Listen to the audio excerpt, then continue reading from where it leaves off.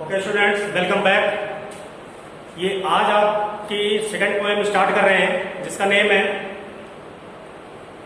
Fire and ice.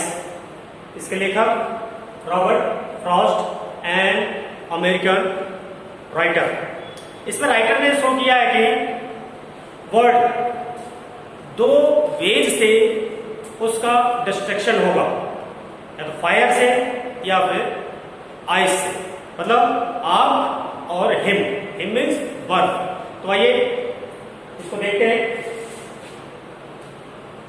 आपका ये poem जो है इसमें भी दो स्टैंजास हैं। ये आपका पहला स्टैंजा है और ये दूसरा स्टैंजा है। तो सबसे पहले हम ये फर्स्ट स्टैंजा को लेते हैं। Some say the world will end in fire, some say ice. कुछ लोग कहते हैं कि वर्ल्ड जो इसका डिस्ट्रक्शन होगा वो किससे होगा? फायर से। और कुछ लोग कहते हैं कि नहीं, इसका डिस्ट्रक्शन होगा हिम से। नेक्स्ट लाइन देखें। From what I have tested of desire. लेकिन जो मैंने महसूस किया है, मतलब रॉबर्ट फ्रॉस्ट ने जो फील किया है वो क्या है? I want with those who favour fire, मतलब मैं उनका फेवर करता हूं जो फायर से कहते हैं। तो आइए इसका एक्सप्लेनेशन और देखें।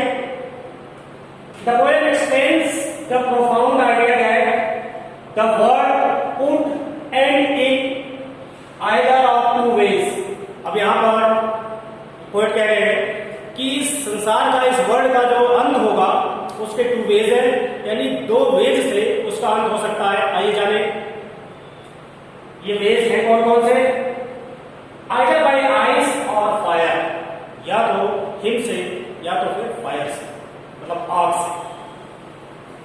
वन ग्रुप, अब इसमें भी दो ग्रुप हैं, दो सोचे हैं।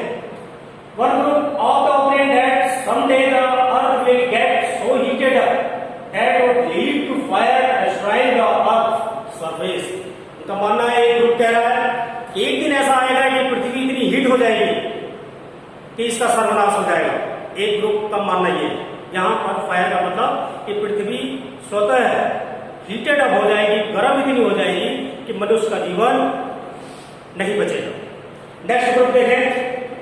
ऑन द अदर हैंड, दूसरी तरफ the second group says that if the temperature goes down that makes life impossible. और दूसरा ग्रुप कहता है कि अगर इस पृथ्वी का जो टेम्परेचर है, जिस टेम्परेचर में मानव सभ्यता या मानव जीवन संभव है, अगर उस टेम्परेचर से ये नीचे हो जाता है, लो हो जाता है, तब भी उस स्थिति में मानव जीवन या इस संसार का नष्ट होना लाजिमी है और श्योर एंड सर्टेन है।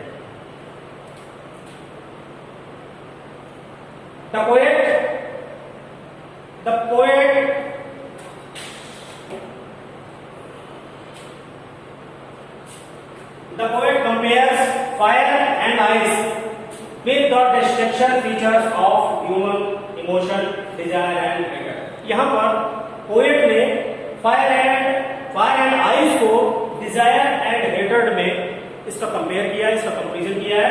इसका मतलब है डिजायर, फायर से उसका मतलब है डिजायर, अपनी इच्छा। और जहां पर मतलब कि हिम की बात है तो उससे हेट्रेड यानी घृणा से इसकी कंपेयर करता है। अब देखें next stanza. But if it had to perish twice, अगर पृथ्वी का दोबारा सर्वनाश होता है तो I think I know enough of hate, और मैं समझता हूं और मैं जानता हूं कि हेट का जो भाव है, घृणा का जो भाव है, ये इसको ले डूबेगा, इसके सत्यानाश में वो बहुत प्रमुख रीजन बनेगा। To say that for distinction ice is also great and would suffice. और यहां पर ये जो है कवि का मानना है कि अगर इस प्रकार से ऐसा भाव बनता है तो ये आइस अपने आप में एकदम सक्षम है और पर्याप्त है कि दूसरी बार जो मृत्यु होगी या इस संसार का क्षरण होगा वो किससे होगा? मतलब आइस से होगा। ये अपने आप में सक्षम है।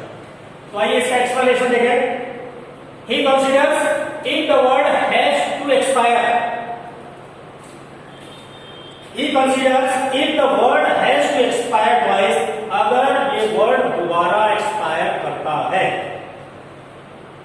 ice would be equally competent in ending it। और यहां माना है कि ice means यहां पर लेखक ने हेटेड यानी घृणा से तुलना की है कि अगर संसार घृणामय हो जाएगा, एक दूसरे से घृणा करने लगेंगे, तो ये एकदम कंप्लीट है और श्योर है कि इसी से ही इस संसार का, इस वर्ल्ड का नाश हो जाएगा।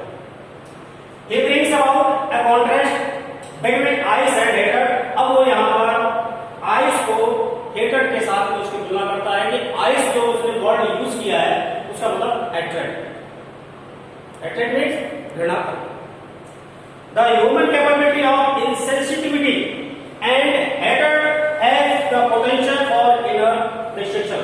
यहाँ इनका कहना है कि मानव की जो क्षमता है उसकी संवेदनशीलता की, अगर वो अपने आप में वो संवेदनशील नहीं है, अगर उसकी क्षमता इस प्रकार से है, तो hatred has the potential, और hatred अपने आप में इतना सक्षम है कि वो अंदर ही अंदर इस संसार का सत्यानाश कर देगा।